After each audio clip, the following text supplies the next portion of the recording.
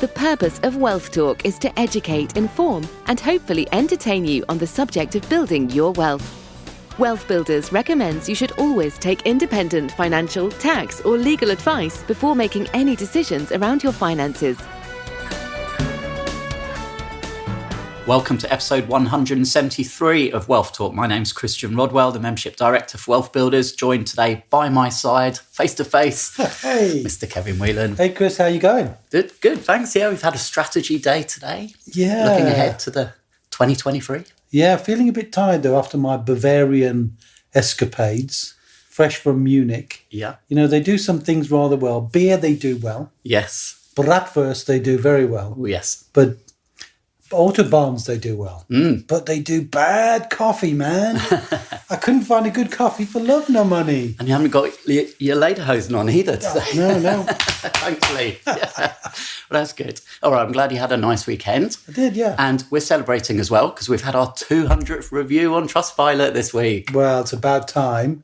Yeah. So thank you, everyone, so much, because so many people have said how they've enjoyed listening to the podcast, and we'll read our 200th review out after today's interview. Yeah, very good one today. Yeah, Davinia Tomlinson, founder of rainchq. And rainchq is all about helping women build financial resilience. And REIGN, though, but not RAIN. well, yes. And we actually, we focused on this topic previously in the past, Kevin. Episode 34, we did Women and Wealth, and then episode 36 of Wealth Talk was Women in Business. So going to point back to those episodes in the show notes. They were really good. And, we know that despite outliving men, women currently save up to 5 times less for retirement. And Davinia definitely wants to change that. Yeah, well, she's a lady on a mission, isn't she? And quite rightly too, because the statistics are always scary. And she brings them into much sharper relief than I need to do that. But I feel passionately about that too. If you look at our SSAS clients, they're typically men, 75% men. The number of women who are in their 50s who've got literally no retirement provision. I think I even might have mentioned a stat on that one way back. 1.2 million of women in their 50s, no provision for retirement at all. Yeah, I mean, literally just a few days ago, there was National Pension Tracing Day. Not that I got much publicity, Chris, but it's the fact that so many people get disconnected from their pensions, and there's over 1.5 million people who've lost their pensions, and quite a big majority of them are women who, for one reason or another, move on in their life from different roles and responsibilities. They sometimes leave their pensions behind, almost consigned to this won't be worth much. And when they change jobs, change families, change names, lots of changes going on. And those changes often mean that the very casualty is retirement provision and pension. So that's why we're so glad when people highlight that, but also equally glad when women focus on building their own wealth, be a stakeholder in their own wealth, as Davinia will be sharing. She will indeed. Yeah. So Davinia's mission is simple: to help women build financial resilience and sustainable wealth to live the lives they love. So let's head on to our conversation today with Davinia Tomlinson. Davinia, welcome to Wealth Talk today. How are you? I'm brilliant. Thank you, Christian. Thank you for having me.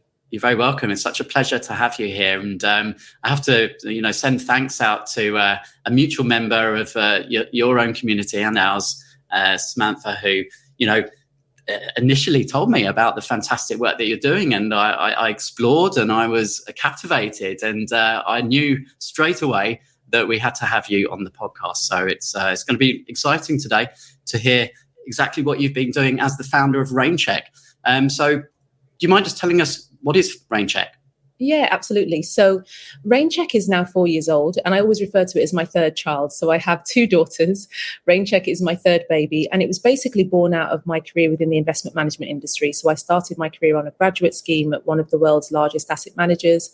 And I think very early on, I recognized that, whilst I love and still love the world of finance and investing, there were some significant gaps. And of course, I wouldn't have been able to articulate it in that way as a 22-year-old, but there were certain gaps both in terms of representation of women in senior leadership positions within the organization. There were some amazing mentors and power women, that I was able to look up to, particularly within that organization and elsewhere.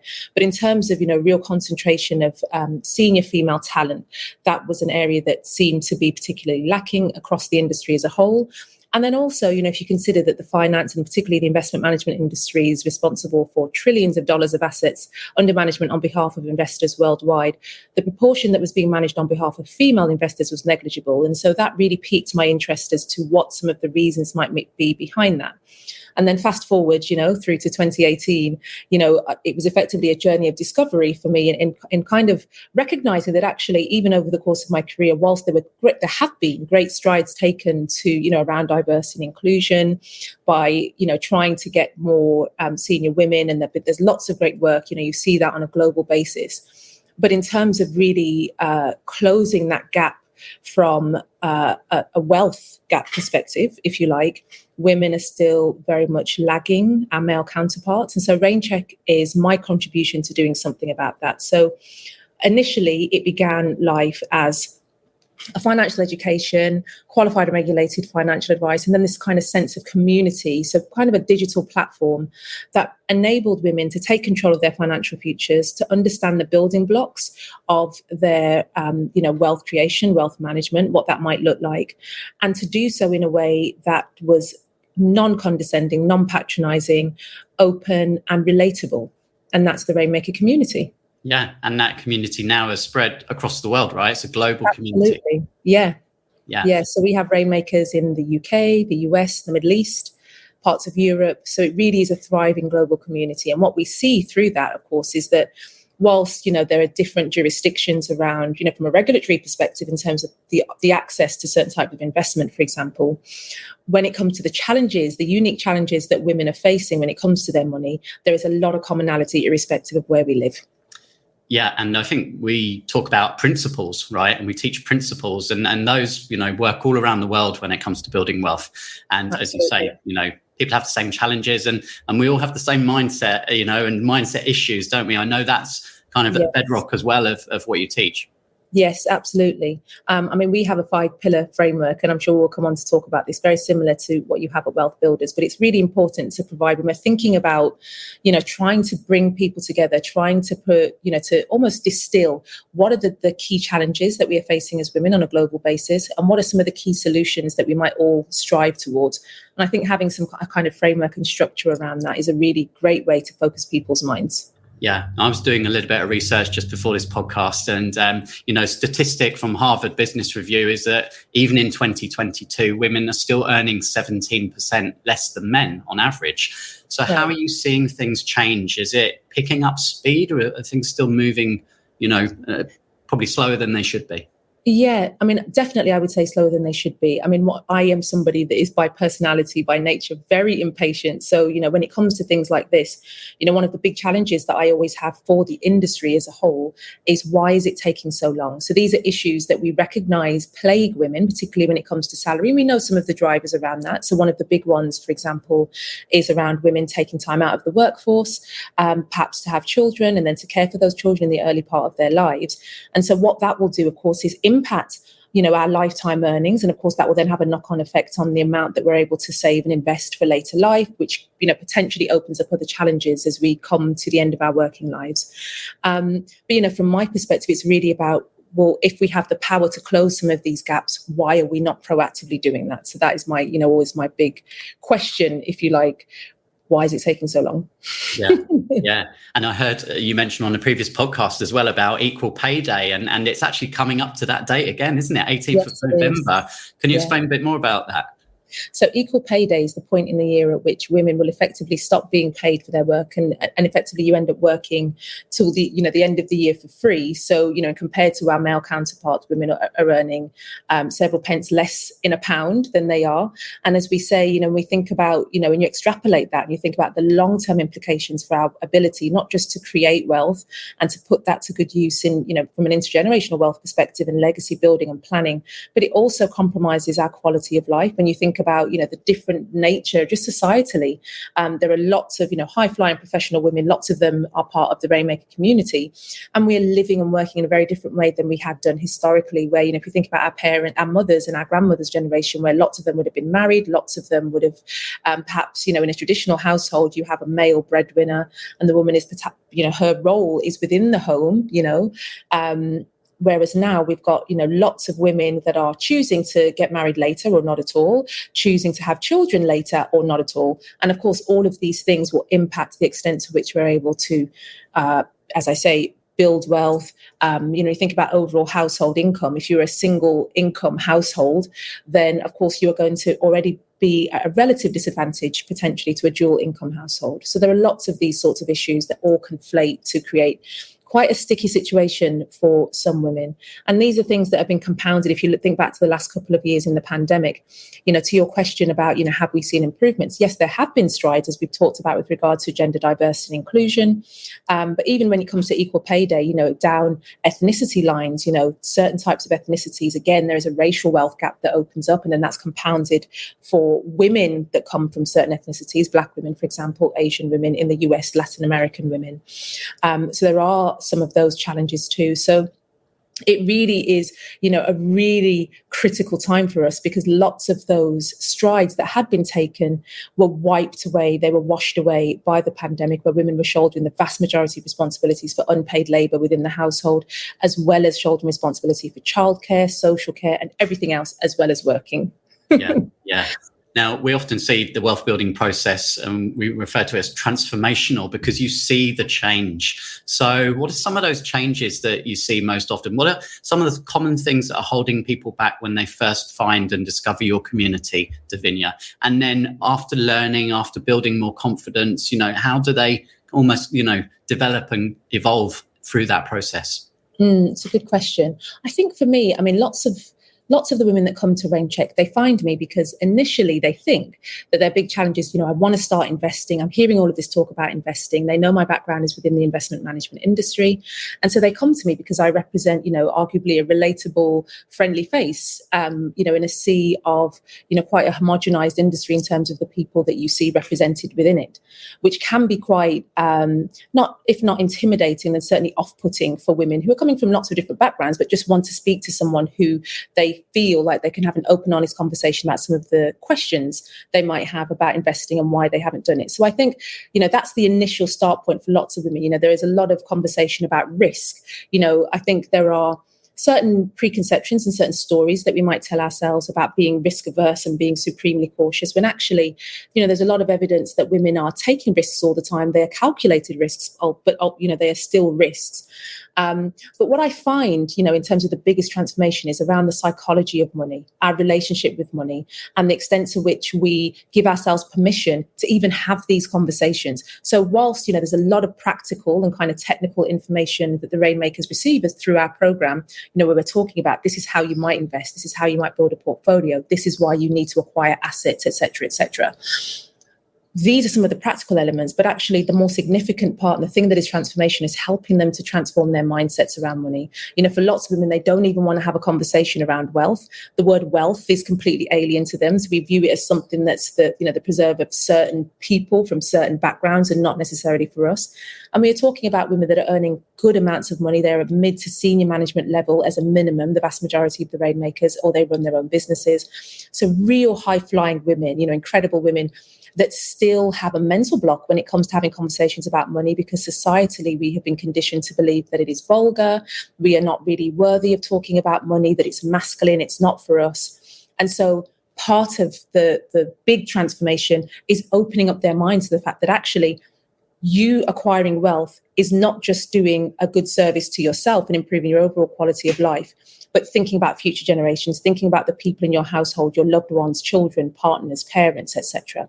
And that really starts to open things up. And, it's incredible the things that I hear from Rainmakers as to why, what they've grown up hearing from their parents and other guardians. But also, what are some of the things that are holding them back? Why do they self-sabotage, for example, when it comes to their money? Why are they not, despite having all of the knowledge and awareness and understanding, why are they not taking that first step to invest their money? So I find that starting from whilst they think, actually I need to know how to invest their money, the reality is actually we need to work on your behavioral finance and the psychology of money in order to get you to where you need to be. Yeah. And the community, I know the training is delivered online. Is there also a face-to-face aspect to the community?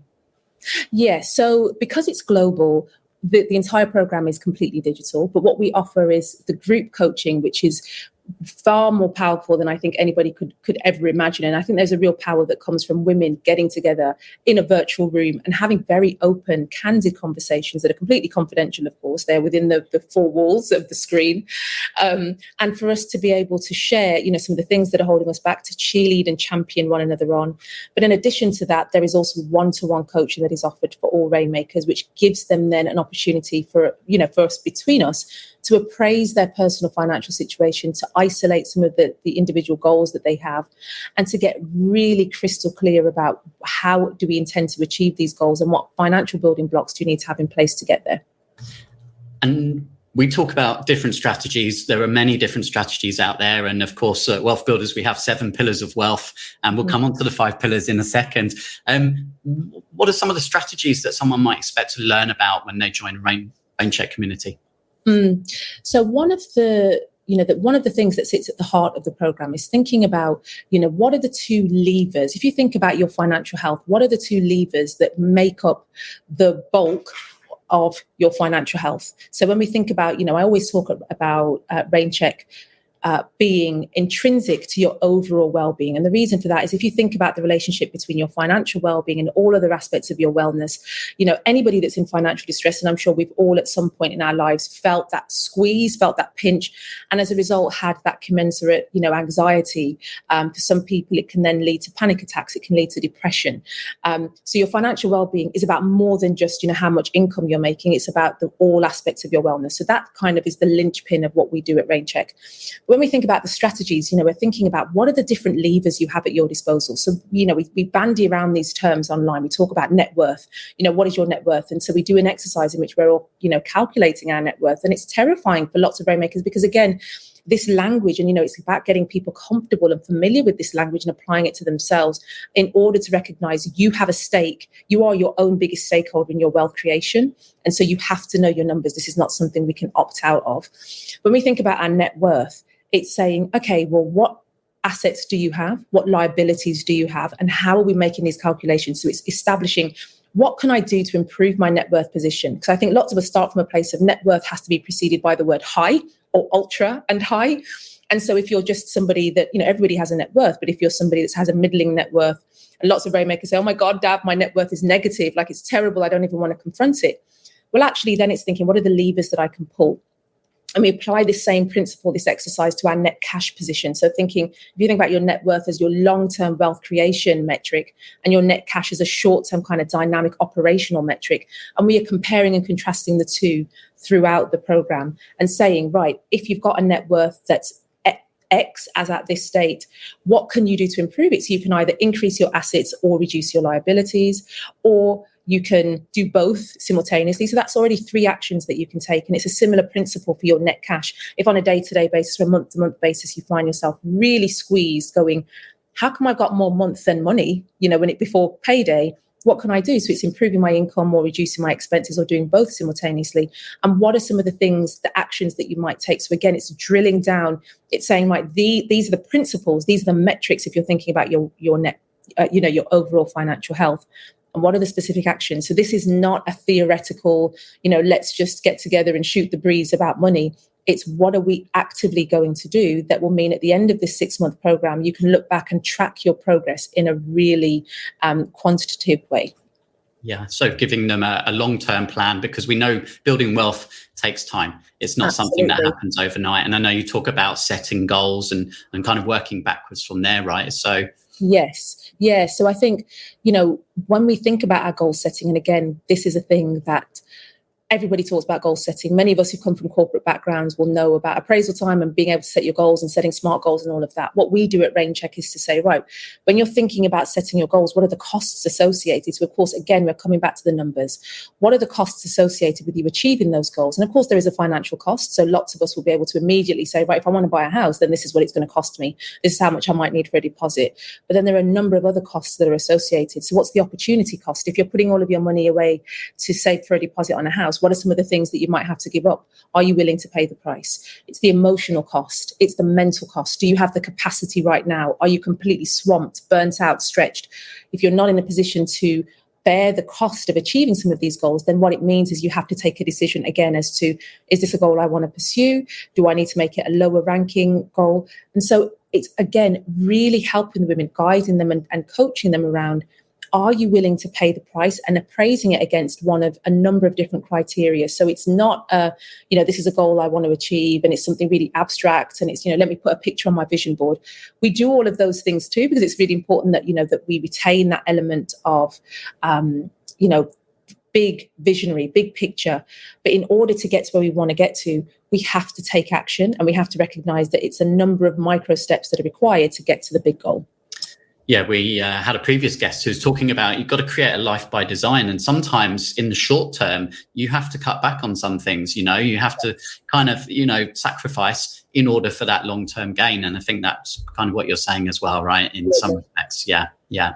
Okay, so let's talk about pillars then. And, how do you refer to pillars within the community? So we talk all the time about the program being about helping you establish solid financial foundations that will last you a lifetime. And the way that we do that is through our 5-pillar RAIN framework. So it's REIGN. And it's just a really simple acronym that enables us to kind of work through the modules. And, there are 6 modules. It's a 6-month program. So lots of them will be, woven in across each of the pillars. But we've got, so for the R, it's about, thinking about retain. What's your retention strategy when it comes to your money, when it comes to wealth?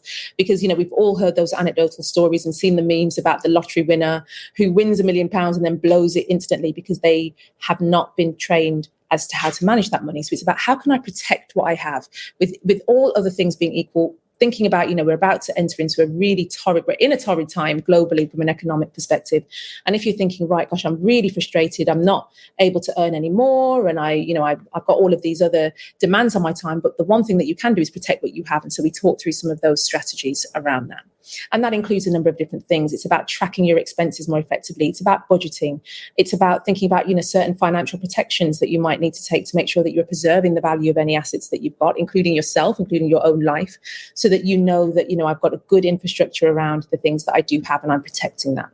The second pillar is E for earn. So it's, what can I do to diversify my income, to increase my income? So how can I maximize the income that I've already got, which might be through negotiating more effectively when it's time for a pay increase. If you're a business owner, it's thinking, when last did I increase my rates, in exchange for the value that I'm delivering to these clients? Can I take on any more clients? Can I get a side hustle? What are some of the things that you can do to generate additional income?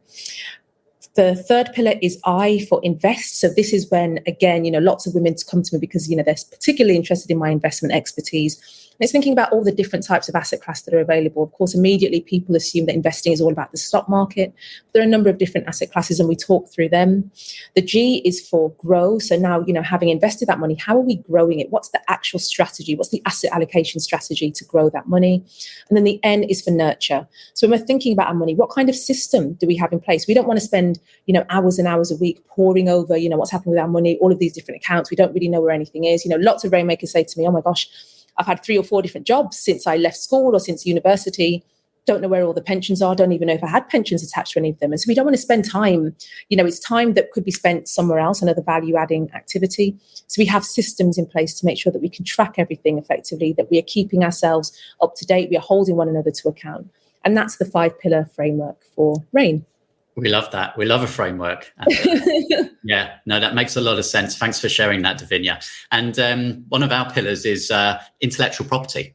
And you're in the process, or perhaps have already finished writing your first, is it your first book? Cash is Queen? It is my first book. Yeah. I'm really excited. Cash is Queen. And this is written exclusively for preteen and teenage girls. And we'd love to hear more about that. Oh, yeah, thank you. Honestly, I feel so proud of it. So effectively, Cash is Queen is a process that started probably 18 months ago.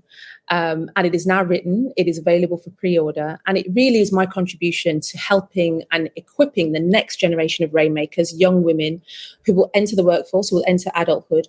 And unless we proactively educate these young women, and of course, this is not something that applies uniquely to young women, but given the challenges that we know adult women go on to face when they, enter the workforce, without having the right level of financial education, without having the awareness around some of the issues they might face and how they might mitigate them. Of course, the onus of responsibility is not exclusively on us, but we are very stoical in the Rainmaker community. We're all about controlling what we're able to control. So Cash is Queen, as somebody that is a mother of 2 daughters, it really was, really special for me to be able to say, this is my contribution to equipping that next generation with the knowledge, the tools and the mindset to take control of their financial future very early. So if you imagine a 13 or 14-year-old coming and having a conversation with their parents or godparents or grandparents even around, let's talk about how money is managed in this household. How can I earn my own money? What should I do with that money when I earn it? How can I avoid some of these social media scams? There are constant scammers out there preying on young people.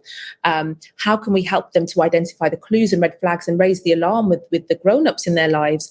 How can we help them to conceive of a reality in which they're able to, enjoy their work, to pursue careers that really enrich them and fulfill them, but also enable them to preserve their wealth, get them comfortable with the language early on, so that we will have, a super confident, super financially savvy generation of young women that will be coming up through the ranks, that will hopefully have far fewer challenges when it comes to their finances than myself and my peers had when we came out of university and didn't have a clue. Yeah, no, that's absolutely amazing. And we were talking beforehand, obviously sharing about Wealth Builders for Families, which is the program we've been working on as well. And we both agreed that you have to get the parents involved, right? Yes. The education system is still teaching the same old ways it was probably when we were at school, right? Hasn't really evolved. It's very tough to kind of change that. But the parents of the future, they can share, obviously, their enthusiasm and that's I think a common ground that we both have there. Yes, absolutely. I completely agree. Yeah, and the book is out on the 3rd of January, that's right? Yes, so it's available for pre-order now, but it's out in the bookshops on the 3rd of January, yeah. Good. Well, I'll make sure that we share a link with this podcast so anyone can pre-order that right now. And, I just have to ask, I suppose, Davinia, with the economic climate as it is at the moment, with lots of concern, lots of worry, probably the next few years being a little bit, up and down, what's your advice? What are you saying to your members about how to build wealth over the next few years ahead? Yeah, so for me, it really is about, again, knowing your numbers inside out. So, this is not something that we should be shying away from. And I recognize that there is a lot of anxiety, a lot of confusion and uncertainty. And I think, interestingly, this is something that is not unique to those at the lowest end of the income spectrum. I think that is a misconception that many of us will have. There are rainmakers that are earning significant amounts of money and still have, whilst the challenges may be different, the anxiety remains. That uncertainty that we are all thrust into as a result of the economic volatility is something that, impacts everybody differently. And so what I'm saying to people is, I'm hearing from people, oh my God, the value of my investments today versus January, at the time of speaking, it's the end of October. And, people are saying, I really feel like I should pull my money out of my investments and I should move it somewhere else. I should put it into a savings account because, I feel that it's more secure. It's not going to lose value. And so again, it's going back to first principles and, reiterating the messages around the reason we invest is to benefit from compounding. We want to benefit from compounding over the long term. And whilst we're seeing, increased rates, certainly in some of the savings accounts, as interest rates are increasing, from the Bank of England, at least in the UK, and actually globally, the Federal Reserve is doing a similar thing. And we're seeing this out, across the globe.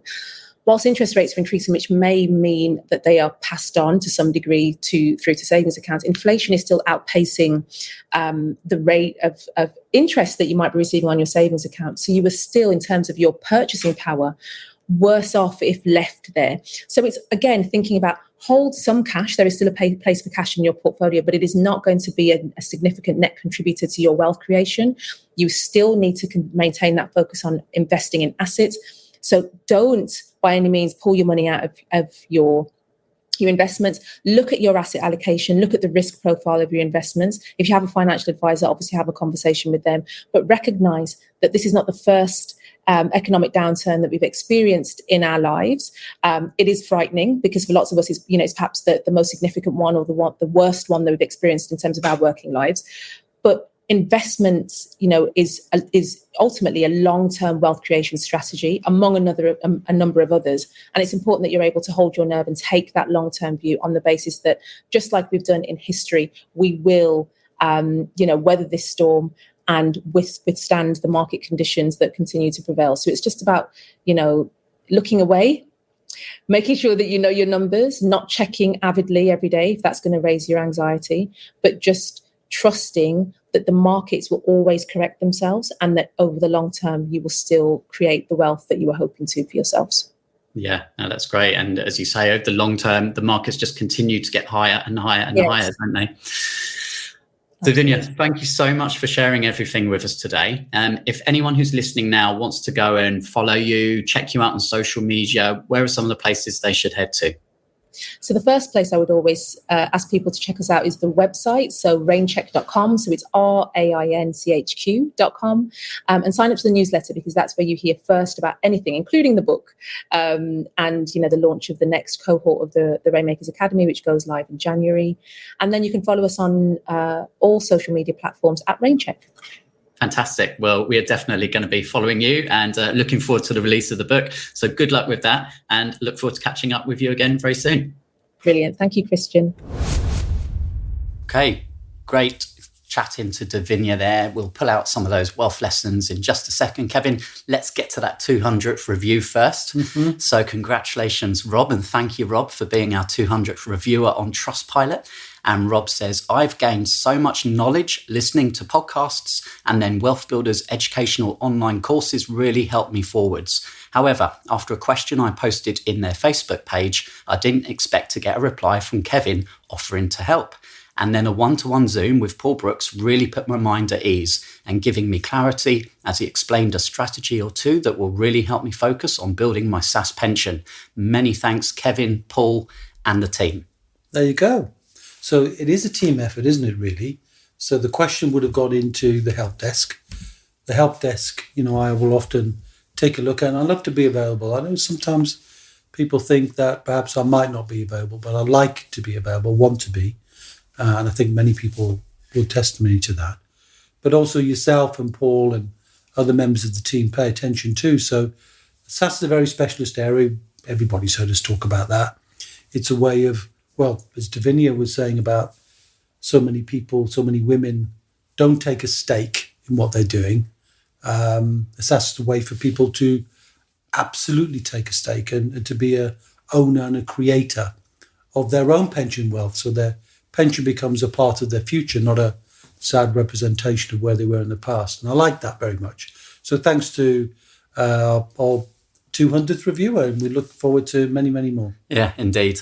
And lots of parallels, lots of shared values with Davinia, shared pillars in a way as well. Yeah, absolutely. I love it when a good pillar comes out.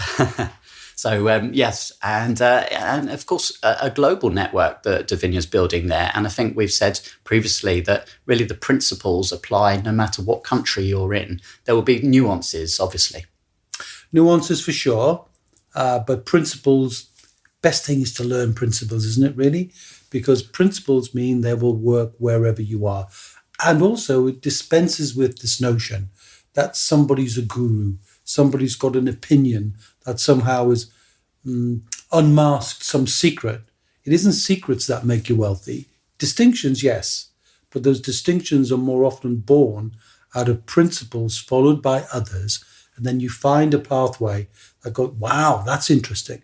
I never saw it from that perspective, but it's a perspective taken on a principle, not some kind of wacky idea that comes out of something that is just faddy or something brand new. And Davinia said that your net worth is really your long-term wealth creation metric and your net cash is your short-term operational metric. What do you make of that, Kevin? I'm not really sure about that so much. I think she's a very eloquent lady with some interesting ideas, but the reflection and the parallel, I suppose, is when we talk about wealth builders, we talk about building wealth from a perspective of having a solid, sustainable flow of cash from the ownership of assets, Well, if you build an asset, it's got two dynamics. One, the cash flowing aspect of it, whether it's property, whether it's pensions, whether it's your home, intellectual property. We probably know what those pillars are by now if you've been an active listener.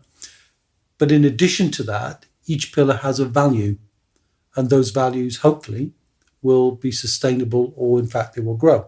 Certainly you'd expect that with property or real estate. So the combination of two, one is a snapshot, take a photograph, where are you right now? Very relevant for things like inheritance and inheritance tax and so forth. But of course, we think the cash flow is the more important of the two, because you can spend cash, you can't spend your assets, because always there's a big tax implication, and leverage can get in the way of that as well. So, but of course you can work on eliminating your liabilities, building your assets, all part of wealth building, to ensure that you give yourself stress testing, particularly relevant right now with interest rates on the move. And of course, the Bank of England have increased base rates to 3%. So consequently, the margin for lenders will tend to rise. We expect to see interest rate rises, which will put more pressure on people who are borrowing to build their wealth. So both are equally important, but cash flow and net cash flow is the one that we focus on most within WealthBuilders. And we know the mindset is the starting point. You have to have the end goal in mind, and also you have to overcome some of those fears and issues that we know hold people back when it comes to building wealth. And that was something I thought was interesting in the way that Davinia talked about, really thinking about what are the costs associated with achieving your goals. And actually, there may be a time cost, but it could be an emotional cost. Do you have the headspace right now to be doing this? So quite interesting concept, that. That's an interesting one. It's not one that I've looked at as an angle, but I definitely resonate with her thoughts. As I said, a very eloquent lady with some great thoughts of her own. And, we talk a lot about ROIs. You get a return on investment. That's an ROI. Reason to overcome inertia. Get off the fence. That's an ROI. You've got the return on your intellect. That's an ROI. You've got a return on interaction, the fact that you're in a community. That can bring enormous value. That's an ROI. And lots of other ROIs as well, including impact. Doing things which have a good societal impact, that's a return on impact. So that's another ROI. She's flipped that very nicely to talk really about a cost of investing.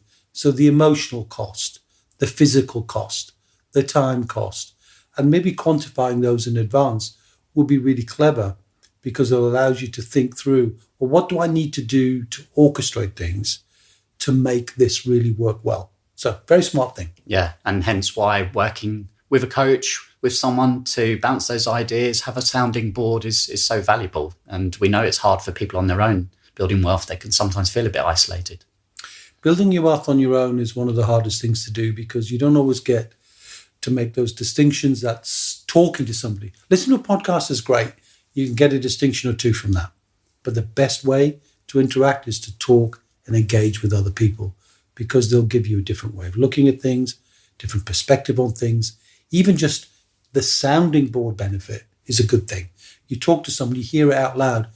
And we do that a lot, don't we? The reason why we meet in what we call a leadership team is because we like to hear each other's viewpoint, to see if that distinction that you get from somebody else just sharpens your own thinking a bit. So being involved in a community, and it's nice to see that she's trying to lead one too. Yeah, and another fantastic thing that Davinia's working on is the new book, Cash is Queen. Mm-hmm. And this ties in so nicely with the Wealth Builders for Families program.